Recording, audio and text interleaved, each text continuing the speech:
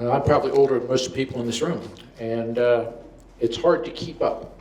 So this is called, and the title is the first line of the poem, "The present doesn't last as long as it used to." What with your top-of-the-line, state-of-the-art risk computer outdated in 6 months and the second mortgage Lexus already second-hand ready, since all this year's models have hands-free car phones and voice-activated TVs linked to GPS satellites. Just when you'd mastered sending a fax and checking the stock quotes while sipping a latte and flipping off the guy in the Mercedes that cut you off. You just got around to piercing your eyebrow, and fashions winked again and one-upped you, and even GQ treating bits of metal stuck in your genitals as a baseline. Last year's tattoo already sagging a bit on your shoulder, or was it your ankle, braided ink chafing like chain? You haven't had time to channel surf cable's unedited confessions of serial killers and child molesters, or your mother's voice screaming from 911 on local news audio tape between 6 p.m. ski conditions at Clear Fork and lifestyle reports on how to cut your health food budget while working out to the beat of the latest phone poll on whether people should be put to death for not being paid enough to live.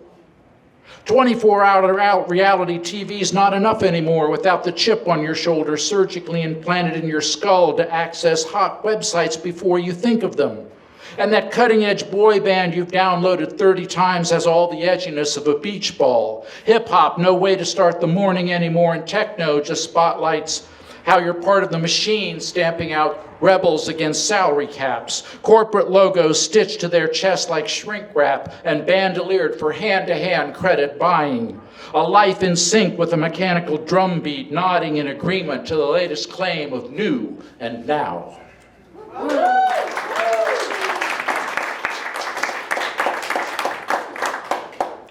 It's called The Memory of August. Light is finding its way across the undisturbed surface of things, where you and I move, isolated flakes gathered as in a blue boat. Its prow parting the insistent cold with hope of something sacred to hold us together. In this drifting, the air between us muffles sense as it smothers sound, insulates us from a world filled with hurry and scurry, from the beep and buzz of small machines, a sacrifice of eyes. In that world, there is a ceaseless reaching that fails to grasp how the great mystery accepts attention in the absence of understanding. In this white and silent distance from the sun's low arc across the sky, I feel its indifference to my blindness, to how a wheel moved by a ceaseless treadle sharpens me to an invisible edge. Somewhere here is a memory of August, when heat slows everything and I can see the eternal stillness, like snow's quiet community bringing one together with countless others, each piece falling into place.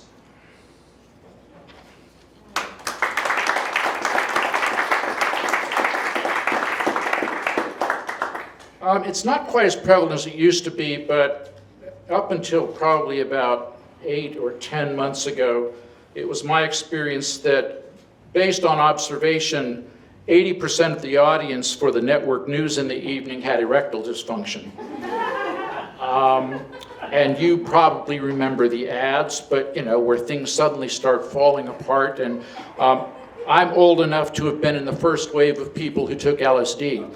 And so this was really familiar to me. So this is called dropping Cialis D.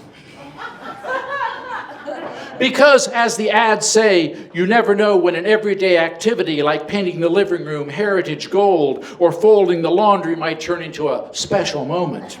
I'm taking this pill.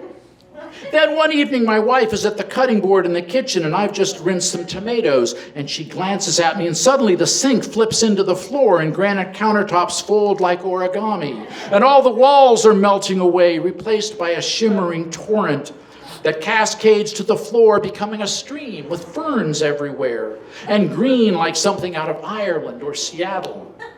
But before I can think St. Patrick or Kurt Cobain, my wife and I are seated on a boulder next to this stream fed by a waterfall somewhere behind us. She's wearing a plaid shirt and we're both barefoot with jeans rolled up to our shins, and we're looking closely at each other and noticing how the pores in our faces seem to be swirling like amoeba dancing on a glass slide. A voice that sounds like hers but could be her sister's is telling someone I can't see I should stop taking Cialis if I lose hearing or vision. But before I can figure out if I'm actually hearing this, the rainforest disappears and I'm on a tropical beach in a bathtub. The old clawfoot type, the waves spooling strings of light off the moon and the moon sliding down the arc of darkness into a gray ocean. And I realize I'm holding a glass of wine. A flower is now part of my body. And before I can take a swallow or sniff, a voice from moonstruck clouds warns me not to drink alcohol to excess, just as I realize there's another bathtub just like mine with a naked woman who might be my wife. It's dark, the beach is pulsing like a million sand crabs at a rave, and that voice with the tone of a suicide prevention line is warning me to see a doctor if my erection, which is nowhere to be found, lasts more than 4 hours. But I'm busy pondering what song the tub water's singing, why all these tomatoes are dancing the electric slide.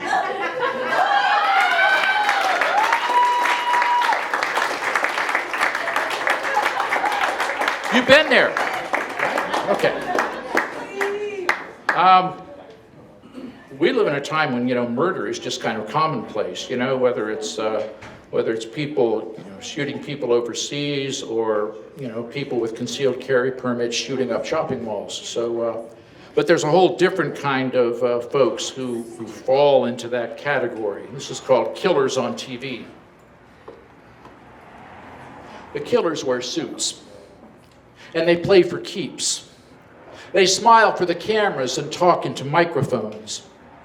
They are well-spoken and invoke the forebears and God as needed. They want you to believe what happened yesterday never happened. What they said last week, you imagined. The killers go to church and pray with their families. They sit at shiny tables and talk into microphones. They lie on the channels you always watch, never watch. The killers look out for you. They offer free downloads, cell phones in purple, satellite radio 24/7.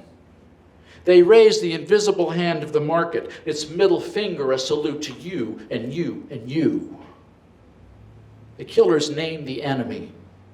They want you to wear a uniform in a desert, in a jungle. They pose with their families who don't wear uniforms ever. The killers dine with senators, move millions with a nod. They want you to watch the big game and argue statistics. They know who wins doesn't matter. The killers wear suits. They smile for the cameras.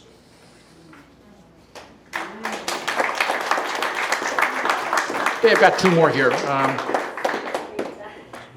Kind of a change of pace from that last one, I guess. This is called Embracing Dark.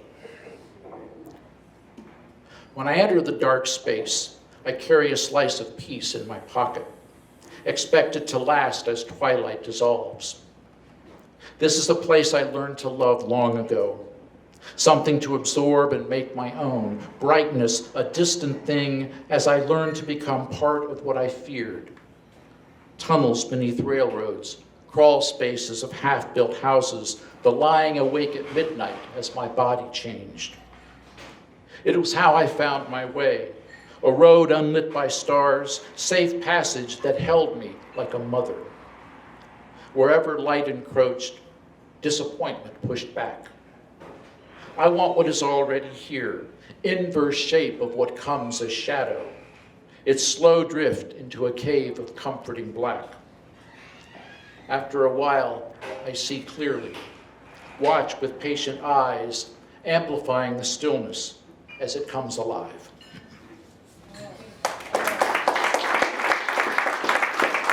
Okay, and we've had a couple of love poems tonight. A lot of poetry readings you go to, man, they are so dark and dismal, like some of this stuff I've read. But every poetry reading is a love poem, so this is a love poem. And this is called I'll Be Your Dust Bunny. And I'm dedicating this to Miss Julie Ott, my close friend.